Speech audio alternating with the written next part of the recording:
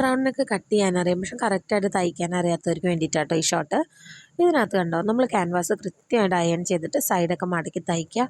അധികമായിട്ട് നിൽക്കുന്ന വേസ്റ്റ് ഭാഗമൊക്കെ ഒന്ന് കട്ട് ചെയ്ത് കളയുക. അതിനുശേഷം മെയിൻ ക്ലോത്തിൽ വെക്കുക. മെയിൻ ക്ലോത്തിൽ വെക്കുമ്പോൾ ശ്രദ്ധിക്കേണ്ട ഒരു കാര്യം, നമ്മളിത് വളഞ്ഞു പോകാതിരിക്കാനായിട്ട് ഒരു സ്ട്രെയിറ്റ് ലൈൻ കൊടുത്തിട്ടുണ്ട്. അതുപോലെ മെയിൻ ക്ലോത്ത് ഒന്ന് ഫോൾഡ് ചെയ്ത് അയൺ ചെയ്തിട്ടുണ്ട്. ഇപ്പോൾ ഈ പ്രിൻ്റഡ് ആയതുകൊണ്ട് കാണാത്തതാണ്.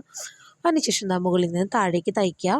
ഒരു സൈഡിലോട്ട് സ്റ്റിച്ചിങ് കൊടുക്കുക. ഞാൻ പറയുന്നതിനേക്കാളും കാണുമ്പോൾ നിങ്ങൾക്ക് മനസ്സിലാവുന്നുണ്ടാവും. നമ്മൾ നല്ല ക്ലിയർ ആയിട്ട് തന്നെ കാണിക്കുന്നുണ്ട്. ഓക്കെ. അതിനുശേഷം നമ്മൾ ഒറ്റ സ്റ്റിച്ചേ കൊടുത്തിട്ടുള്ളൂ. അപ്പം നമ്മൾ വിചാരിക്കും വിട്ടുപോകില്ലേന്ന്. ഇല്ല, കാണിച്ചു തരാം കേട്ടോ. നമ്മൾ ആ ഉള്ളിൽ ആ പീസ് കട്ട് ചെയ്തിട്ട് ചെറിയ ചെറിയ കട്ടിങ്സ് കൊടുത്തു. അതിനുശേഷം ഈ ക്യാൻവാസിൽ മെയിൻ ക്ലോത്തിനോട് ചേരെ നമ്മളൊരു പ്രസ് അടിപ്പ് കൊടുക്കുകയാണ്. മനസ്സിലായല്ലോ? മനസ്സിലാവാത്തവർക്ക് വീഡിയോ ഫുള്ളായിട്ട് നമ്മൾ നല്ല കറക്റ്റായിട്ട് ചാനലിൽ ഇട്ടിട്ടുണ്ട്, നോക്കാം. റൗണ്ട്